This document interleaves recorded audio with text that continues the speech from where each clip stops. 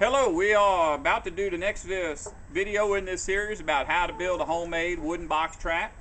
And this is going to be about sizing your trap.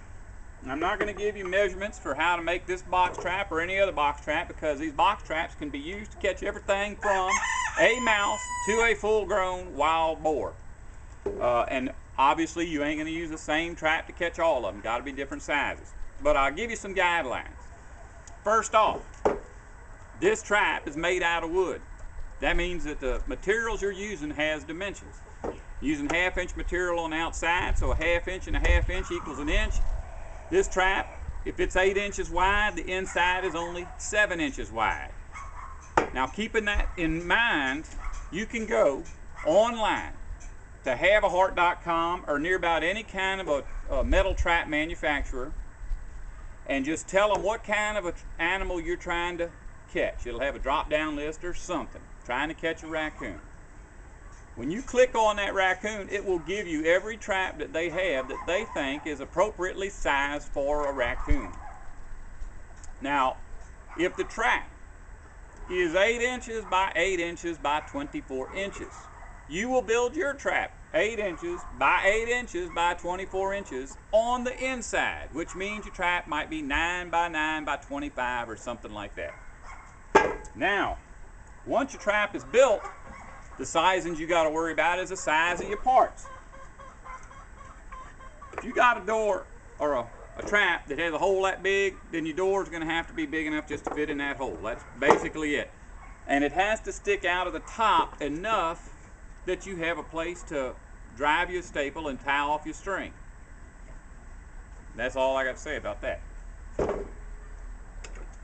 On these parts, first part is your trigger.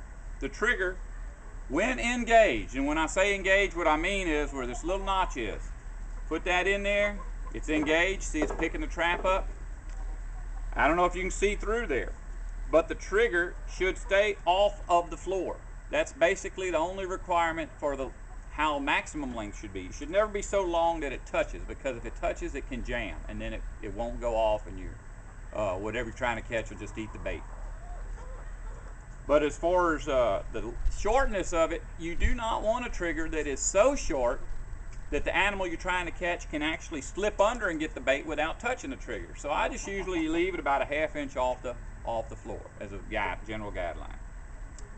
The next part we have to size is the lever. The lever has got a groove cut in each end where you're going to tie your string, because we already did that in another video, or we're going to do it in the next video. I don't know how I'm going to put these in order yet. But those grooves, one needs to rest right on top of that staple. The other needs to rest right on top of the trigger when the door and the trigger are upright, 90 degrees. And you should have a flat register carved into the bottom of it that is dead center of that. And basically all it has to do is be at least as wide as your fulcrum. Now, if this is dead center, you can actually set that up there and it will balance, just like that. The length of your fulcrum is the next thing we got to discuss. I'm going to turn this thing around. And I don't know if you can see in there, but even if you can't, I'm going to explain it to you. This fulcrum has to be high enough that the door, when extended to where you're going to have it final resting place when it's in the cock position, has to be below this. Now you can have it so that this is basically just that high. The trap will still work. You can have it up here. Now there's reasons for not having either one of them. You want it to work freely, so you don't really want it to be too tight on there. So I always give it a few inches. Don't want it to be way up here, because then if your fulcrum is that long, it won't fit in the box. And the reason I really like these types of box traps is all the mechanisms are on the outside, where the animal, once he's trapped, cannot eat the mechanisms. If these things stayed inside, a raccoon or squirrel twirling around in there chewing on stuff would bust this stuff all to pieces. When this trap goes off, everything's outside. But when you're not using traps, if you've got 20 of these things, you don't have them just laid out all over the place. You can neatly stack them, because all these parts should fit in here. which means that your fulcrum cannot be so long that it's sticking out of the box. And sure enough, it's not.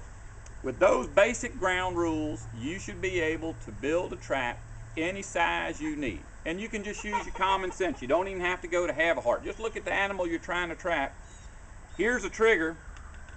You know, here's your width and height. What kind of animal will fit in this? Well, this is basically for a squirrel or a rabbit. So you figure here's your trigger. Will the entire animal be able to fit in the trap and be at the trigger? You don't want an animal to come in and half his body be still sticking out and he'll trip the trigger because he's just going to get hit in the back with his door and he's going to back out. You want to make sure the whole animal's in there. And that's basically it. You can click on my links to the other videos in this series and find out everything you need to know about building one of these box traps.